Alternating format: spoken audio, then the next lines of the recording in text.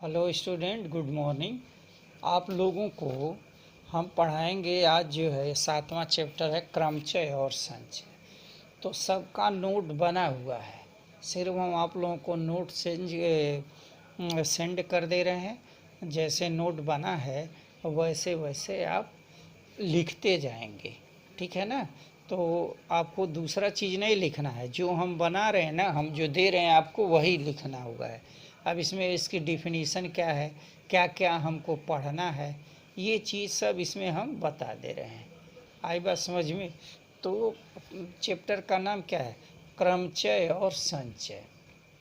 क्रमचय का मतलब क्या होता है, क्रमचय, यहाँ देखिए, क्रमचय मतलब क्रम से चयन करना। आई बात समझ में, अरेंजमेंट करना। तो ये है क्रमचय। और संचय मतलब क्या होता है, इकट्ठा करना। इसका मतलब सलेक्शन और अरेंजमेंट दोनों होता है। क्रमचय का मतलब होता है अरेंजमेंट। आई बात समझ में। जिसका क्रम से चयन किया गया है वो क्रमचय कहलाएगा। मेरी बात को ध्यान से सुनिए। और संचय का सीधा मतलब है इकट्ठा करना, अरेंजमेंट और सलेक्शन दोनों। आई बात समझ में। तो पहला होता है क्रम गुणित, फैक्टोरियल जिसको कहते हैं। ये चीज़ हमको याद रखना है। ये याद रखेंगे तो क्वेश्चन में क्या होगी, बहुत सहूलियत होगी। ओके, तो पहला क्या लिखा है, ये देखिए, क्रम गुणित लिखे हैं, फैक्टोरियल लिखे हैं। फैक्टोरियल का मतलब क्या होता है, जैसे यहाँ देखिए वन, वन का मतलब वन होता है। फैक्टोरियल इसको बोलते हैं फैक्टोरियल। ये जो साइन बना है ये एल नहीं है, ये एल नहीं, ये फैक्टोरियल कहलाता है। फैक्टोरियल 2 इंटू 1 2 हो गया। फैक्टोरियल 3 का मतलब 3 1 2, इसमें मल्टीप्लाई किया गया है, 3 2 जा 6 हो गया। फैक्टोरियल 4 का मतलब क्या होगा, 4 3 2 1, मतलब क्या होगा, क्रमशः घटते जाना है। तो इसका 24 होगा, सब मल्टीप्लाई करेंगे तो। यहाँ है फैक्टोरियल 5, देखिए 5 into 4 into 3 into 2 equal to 1। तो ये हुआ 5 चौका 20, 3 60, दूना 120 हो गया। देखिए 120 हो गया। अब फैक्टोरियल 6 का मतलब 120 में 6 का तो 12 6 के 72, 7200 हो गया, हो गया। तो इस तरह से फैक्टोरियल 6 का क्या मतलब हुआ, 6 5 4 3 2 1। ओके, बात समझ में आ गई।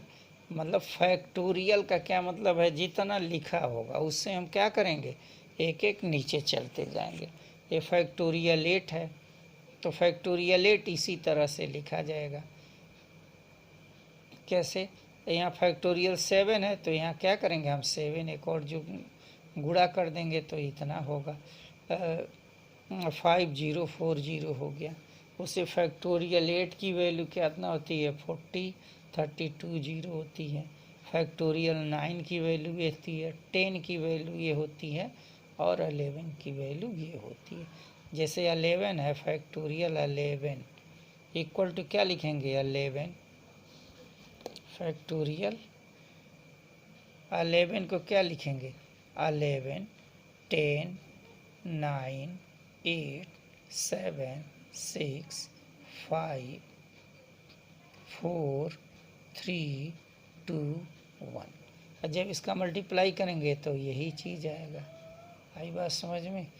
तो इसका करेंगे तो कितना होगा, 399160।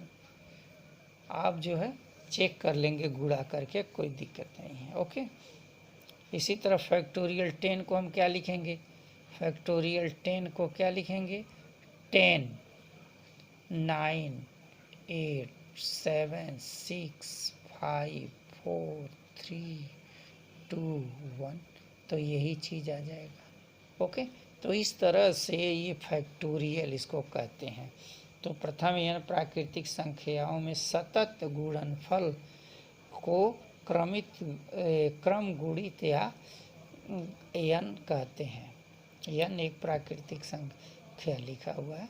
तो इस तरह से पहला फैक्टोरियल का मतलब जान गए। अब देखिए अगला क्या चीज़ दे रहे हैं, फैक्टोरियल के बाद लिखा है क्रमचय। क्रमचय की परिभाषा इंग्लिश होती है परमुटेशन। परमुटेशन, ये है परमुटेशन में क्या लिखा हुआ है, एक दिए हुए समुच्चय से एक बार में कुछ अथवा सब अवयवों को लेकर जो भिन्न भिन्न विन्यास बनाते हैं, अरेंजमेंट बनाते हैं, उनमें से प्रत्येक को क्रमचय कहते हैं। आई बात समझ में। दिए गए समुच्चय में एक बार में सब ले लो या उसमें से कुछ लेकर के भिन्न भिन्न विन्यास बनाते हैं, अरेंजमेंट बनाते हैं। आई बात समझ में। तो उसको क्या कहते हैं, हम क्रमचय कहते हैं। क्या लिखा हुआ है, यदि समुच्चय ए बी सी में से एक बार में दो अवयव लेना चाहे तो भिन्न भिन्न विन्यास निम्न प्रकार से हो सकते हैं। अगर हमको दो दो लेना है तो ए बी ए सी हो गया, फिर क्या होगा बी सी बी ए हो गया, फिर सी ए हो गया, और ये हो गया सी बी हो गया। अभी बात समझ में। अब देखिए, इसको समझने के लिए हम क्या कर सकते हैं, ए बी सी हमको दो दो का लेना है तो एक सर्कुल बना दें, यहाँ पे लिख दें ए, यहाँ पे लिख दें बी, और यहाँ पे लिख दें हम सी लिख देते हैं। आई बात समझ में। तो पहला क्या हो गया, देखिए यहाँ ए से हम चलना शुरू करते हैं तो ए बी, तो क्या होगा ए बी कामा ए सी हो गया, हो गया। दो दो लेकर के बना रहे हैं। फिर क्या लिखेंगे, अब लिखेंगे हम बी सी, और ऊपर की तरफ चल जाएंगे बी ए हो गया, बी सी और बी ए हो गया। फिर यहाँ पे सी है तो सी ए और सी बी हो गया, सी ए और सी बी हो गया। आई बात समझ में। ये सर्कुलर आर्डर में इसको वैल्यू रखा हुआ है। तो क्रमचय का मतलब होता है क्रम से चयन करना। ओके, क्रम से चयन करना। अब आगे देखिए क्या लिखा है, गणना के मूल सिद्धांत, माने इसको कैलकुलेट करने की क्या थियरी है, वह दो तरह की थियरी है। नंबर पहला ये लिखा है गुणन सिद्धांत, और दूसरा है योग सिद्धांत। तो दोनों में अंतर समझ लीजिए, क्या चीज़ होता है, दोनों की परिभाषा याद कर लीजिए। तो गुणन सिद्धांत होता है यदि कोई संक्रियायम विधियों से हो सके जब यह उनमें से किसी एक विधि से की जा चुकी है। याद रहे कि पहला यम विधि से उस कार्य को कर चुका गया है, ओके, हो चुकी है, तब दूसरी संक्रियायन विधियों से हो सकती है। अतः दोनों संक्रियाएं साथ साथ यम क्रॉस यन विधियों से की जा सकती है। तो पहली विधि है यम विधि से संपन्न हो गई है, तो फिर उसको पूरा करने के लिए हम यन विधि से, तो इसमें क्या होगा, मल्टीप्लाई होता यम इंटू यन विधि से, ठीक है। और दूसरा है योग का सिद्धांत। योग में दो संक्रियाएं क्रमशः यम तथा यन विधियों से पूर्ण होती हैं। दोनों क्रियाएं किससे, यम और यन विधियों से पूर्ण होती हैं, और दोनों क्रियाएं सह अपवर्जक क्रियाएं हैं। तो इन दोनों में कोई क्रिया यम प्लस यन विधियों से पूर्ण हो सकती है। आई बात समझ में। तो यह यम और यन दो विधियों से पूर्ण हो सकती है। दोनों में अंतर माइन्यूट अंतर है, आप थोड़ा सा ध्यान देंगे तो समझ में आएगा।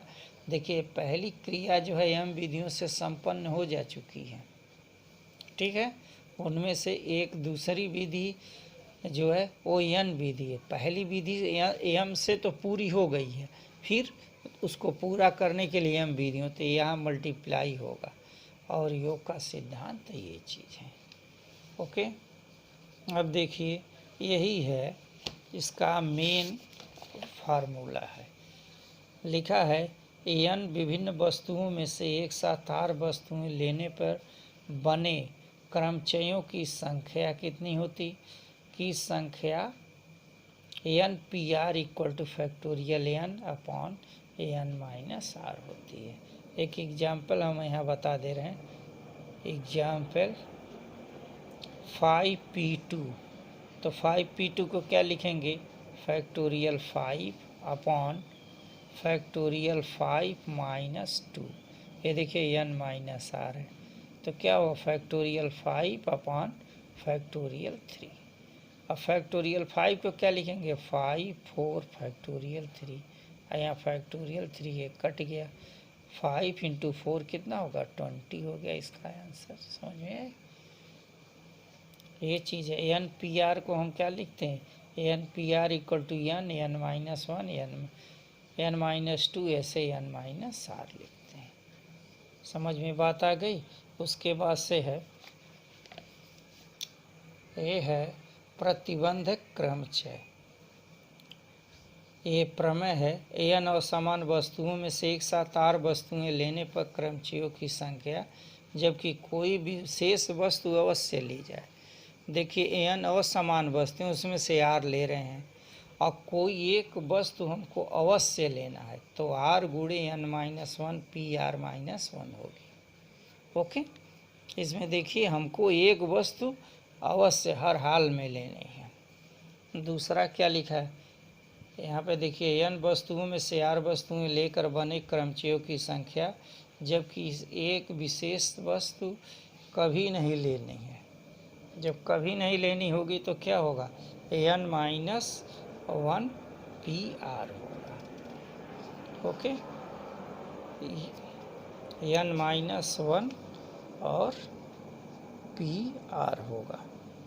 अब देखिए दूसरा चीज़ क्या है, एक प्रमेय है N P R equal to N minus 1 P R plus R N minus, इसको क्या करना है, इसको प्रूफ करना है। ओके, तो ये चीज़ है। अब अगला दिया है, एक प्रमेय हो गया। अब देखिए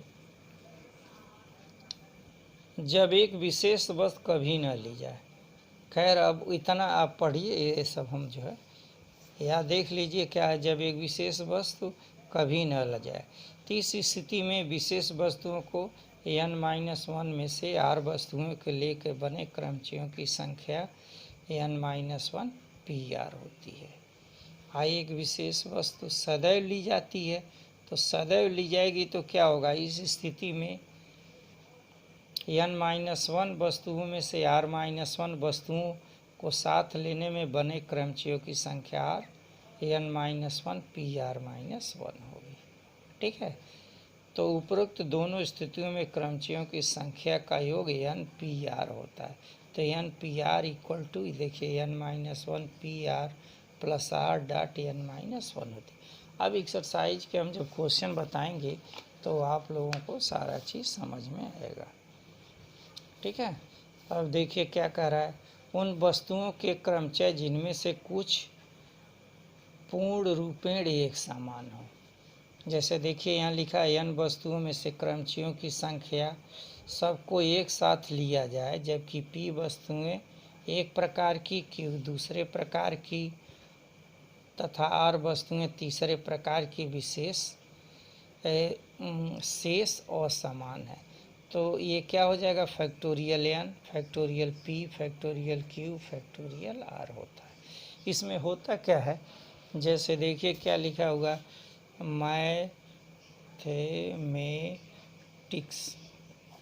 मैथमेटिक्स है, तो यहाँ देखेंगे ये टोटल 11 वर्ड है। एम कितने बार आया है, 2 बार आया है, ए 2 बार आया है और टी 2 बार आया है। तो इसमें क्रमचयों की संख्या क्या हो जाती है, फैक्टोरियल 11 फैक्टोरियल 2 फैक्टोरियल 2 फैक्टोरियल 2। आई बात समझ में? यहाँ देखिए एम जितने रिपीट हैं उनको लिखा जाता है, बाकी एलिमेंट को छोड़ दिया जाता है। ओके, यही चीज़ है, उन वस्तुओं को पूर्ण रूपेण एक समान है।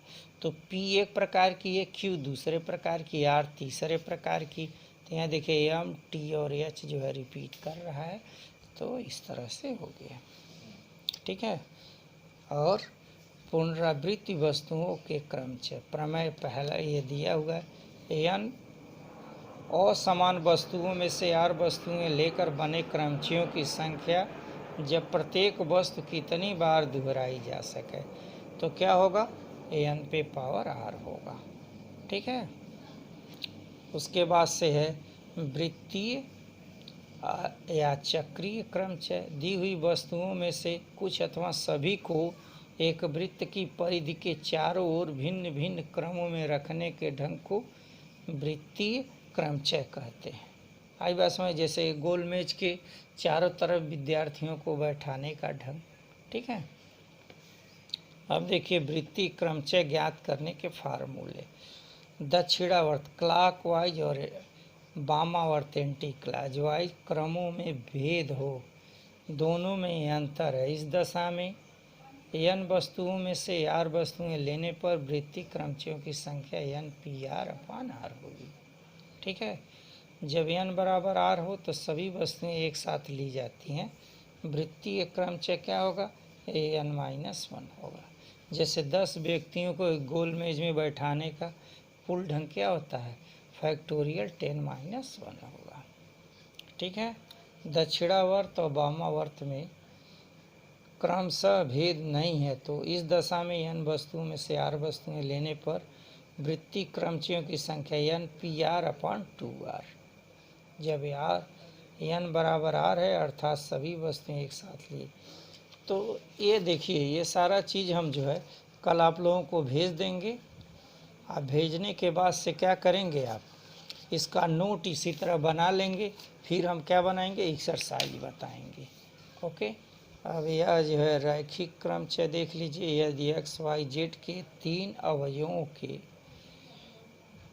फैक्टोरियल 3 इक्वल टू क्या लिखा है, फैक्टोरियल 3 का 6 होता है, 3 दूना 6 क्रमचय बनाते हैं, इसे हम रैखिक क्रमचय कहते हैं। आई बात समझ में। तो 3x, y, z का अगर अवयव है तो फैक्टोरियल 3 क्रमचय बनाते हैं, इसे हम क्या कहेंगे, रैखिक क्रमचय कहेंगे। आई बात समझ में। अब हम पढ़ाएंगे आप लोगों को एक्सरसाइज 7.1। ओके, तो 7.1 के क्वेश्चन जो है 7.2 तो पहले देना चाहिए, पहला बहुत आसान एक्सरसाइज है। ओके, और 7.2 ये जितना बताया वो 7.2 आप लगाएंगे तो सब क्वेश्चन नहीं आ जाएगा। ठीक है ना, तो हम एक्सरसाइज के क्वेश्चन हम कल बताएंगे। आप यह नोट बना लीजिए, लिख लीजिए, फिर जो है हम एक्सरसाइज बताएंगे तो आपको सब समझ में आएगा। ठीक है, सब नोट बना हुआ है, आप वैसे ही लिखें। Okay student, thank you.